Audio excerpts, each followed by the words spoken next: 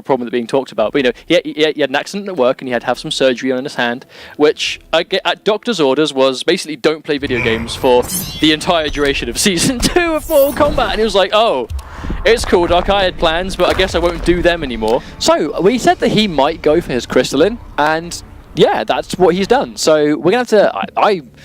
I definitely think that Crystalline has a chance against Tempest Lau. This could definitely be an even matchup, I think. Well, Crystalline's a very Madzin character. You know, really good armor, really good buttons, a ridiculous corner game as well, let's not forget. He's got that hard knockdown into the falling rock. And there we go, there's the meter burn just to secure that first hit. Here we go, here's in the corner, and the armor is available. Here we go. Oh, and he catches him again. Oh, delay.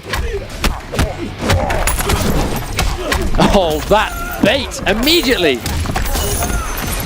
And that's a clean round 1 from Madzin. I love Tremor, he's such a cool character. He's very fun to watch. That down 4's so good! The down 4's got no hurt box, that's exactly why you could use it against Kung Lao, definitely. Oh, that neutral crouch. The armor wears off right as F0xy starts to go in. Nice grab, risky grab, seeing as how wake-up heavy Madzin can be when he uses Tremor. Oh wow, drops the combo. Into down 4. Wow, good armor setup. F0xy just trying to outlast the armor at this point, and a jump back 2, clean punish. Really good prediction. Normally, jumping back is not as effective against Tremor's forward 1-2-1 as you would expect, but Kung Lao's jump 2 has such an amazing hitbox on it, making basically no trouble. Well, if there's one jumping normal in the game that will get around it, it's Kung Lao's jump 2. I like that whiff, just try and bait a whiff punish, but F0xy not biting. Oh, the rolling cutter, such a good move.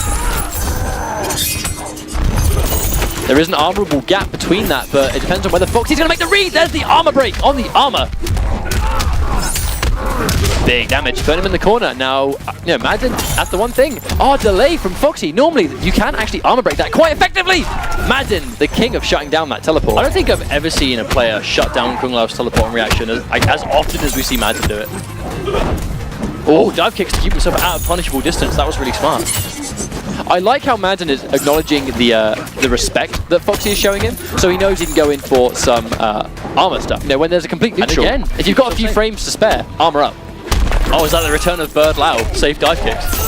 That is the return of Bird Lau, and there we go! Oh, wow!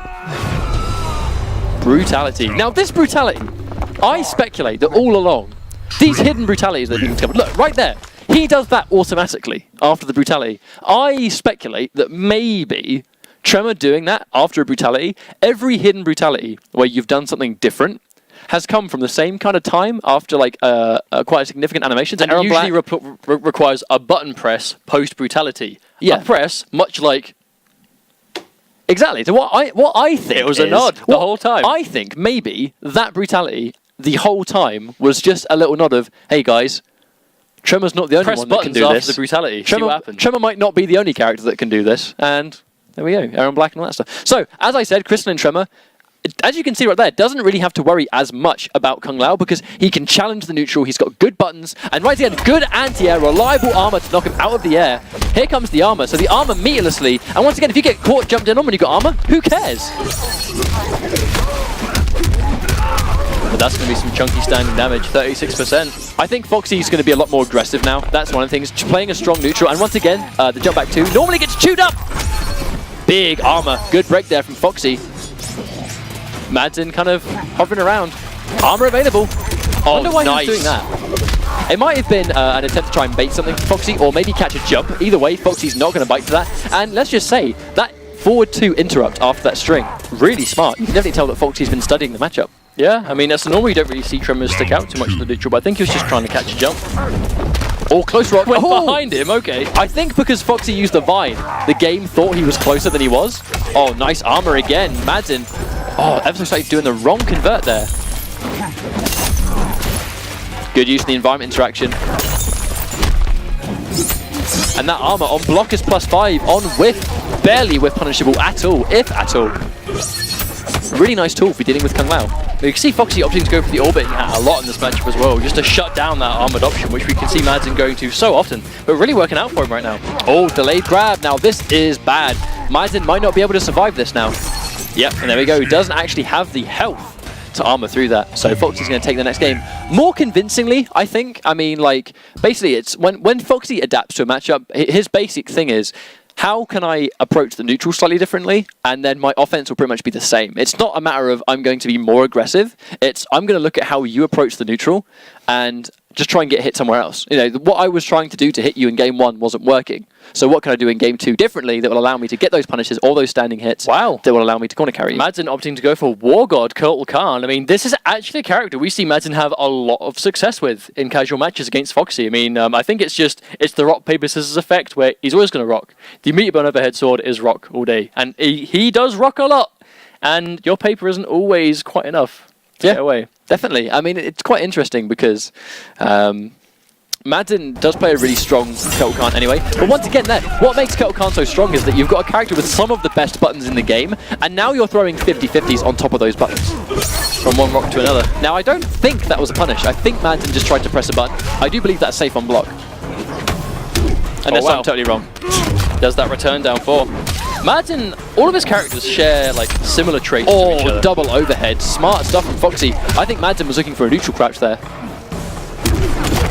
Oh, Foxy not going to bite to it. But misses the punish. That's a big mistake for Foxy Grampa. Doesn't matter. Gets a full jump in. Oh, drops it again. Oh. Rock. Just had enough stamina to break. Oh, didn't have the health! Oh no, Foxy misjudging the chip. Madzin staying strong, confident in his decision to block that dive kick. He was either going for a meter burn dive kick for chip and he didn't get it, or he was just like predicting some kind of chase down onto the jump back. Hey, you can sometimes hesitate, press a button. You can eat a full dive kick. Wow, that caught the backdash. That grab caught the backdash. I've never seen insanity. That. Oh, whips it back too. Oh! Takes the rock of Oshtek. It's quite something. Foxy guesses wrong again. Oh, eats a full forward to Madzin. Very unfortunate they're going to put Foxy in a great position. Now, we've seen Madzin do a lot of back 1-4s. Do you reckon we're going to see some back 1 overhead rocks instead? Oh, that jump back dive kick just to chase down. Who knows? I mean, we do see it quite a lot, but that's the straight up 50-50. Back 1-4 or back 1 overhead sword. Oh, wow. Small step back just to make the jump in whiff. Smart stuff from Foxy. He just knows the matchup, like universally understands what range Kurtle's buttons are actually effective. Well, the thing is, with the sword, all the sword is going to be is an extension of those buttons. But those buttons, the sword can only come out when those buttons connect. If you can stop it from connecting entirely, you can just whiff punish him all day. And it has him in the corner. Goes to meter burn, though, just from extra damage, perhaps. And there's the plus frames. Gets the back 1, gets the 50-50, has 1 more bar left. He can pull this back on one more hit. Now, Madzin opted to not break to keep that bar. I think, oh, there's the guess right from Foxy Grampa, but I think Madzin opted to not break earlier because he knows, like, War God's not going to win this without that armored reversal. You need it. If I don't have bar, I'm going to lose. So he kept it, and we're starting to make a comeback. It was just, credit to Foxy. He got the guess right at the end. Madzin was, I guess, Pat, I would say a little too obvious about it, but it's a 50-50. It's a true guess, regardless of the condition. That final back 1 overhead sword was, I've just hit you with back 1 overhead sword. Am I going to do it again? Or, because it was even more obvious because there was a delayed wake up right there. There was a delayed wake up where now Foxy knows he can't backdash, he can't wake up with a spin, so he has to take the next button press. So in that situation where he knows he has to take a back 1, I've just hit you with the overhead. So am I going to be really obvious and go for the low next because you've just been hit by it, or am I going to stay true to it and just call that bluff? Foxy called the bluff and blocked it. Really smart play. We just got the Jinsei chamber, we get Madzin stage. Like that was a bit of a return there. So Madzin usually likes starting with a down 4. Foxy goes for the exact same thing. Now that's something that's quite cheeky. Foxy Grampa goes to the throw. Madzin techs, but because the 2% of damage dealt from the initial grab gets the first hit bonus, Foxy grabs himself an extra bar meter. Interesting. Gets to good teleport, risky stuff. Oh, instant jump kick. Interesting how Foxy doesn't punish that against Madzin, but he managed to do it against Costas earlier. There's the down 4 just to get rid of that orbiting hat. Oh! Oh, no hit confirm. Usually we see Madzin go to meter burn ice ball from that. So much respect from these players. Oh no, he spent the bar but got hit by it anyway. So what was he down forward? He down forward on prediction. Unfortunately was quite wrong. Oh, tries to get the trip guard but doesn't quite get it. Oh no, that's a big drop from Madzin. Madzin, again, you can tell Madzin was actually not ready for that to connect, hence just no commitment whatsoever.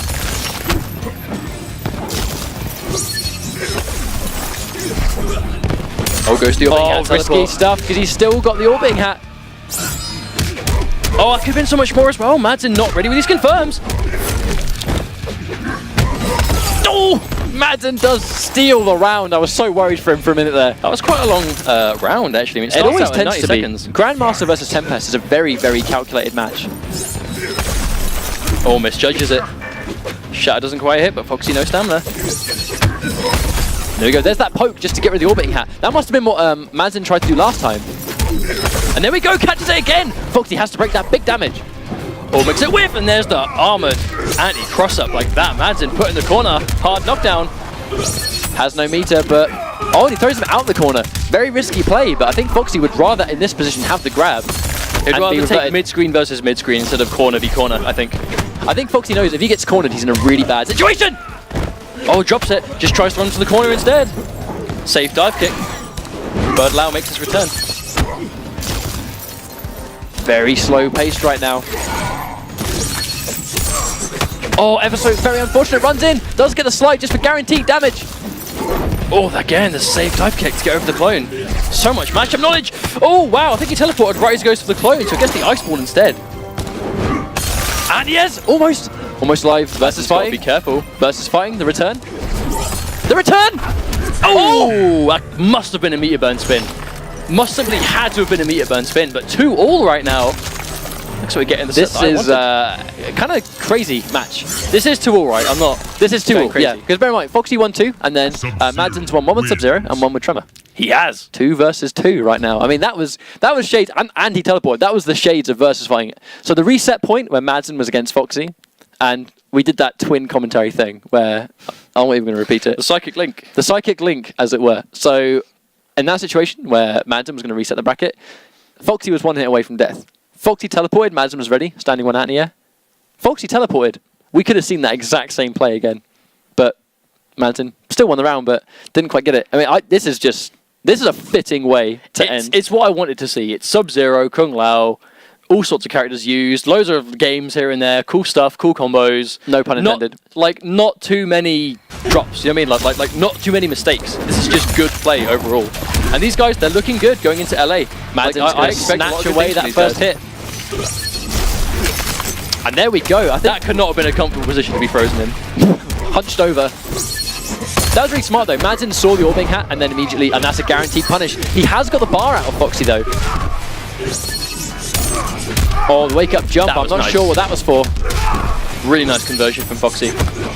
Throwing him out of the corner again. Like it's risky, but I think Foxy would rather play the mid-screen game than the corner game. He knows that if he gets cornered, he's in big trouble. I don't think it is risky because he is very much just going for corner game versus a mid-screen versus mid-screen, and that is where Kung Lao is going to win. Good grab there from Foxy. Oh no! Badly misjudged dive kick. Madzin can take full advantage of that, put him in the corner. Instant jump dive kick just to try and get out of that situation. Good punish there from Foxy. Foxy finds himself on tournament point and has Madzin in the corner. This is a good situation for Denim right now. Oh, absolutely. I mean, last potential round of Season 2 for EU. Wow, wonderful clone. But Madzin not going down without a fight. Oh, and he gets it again!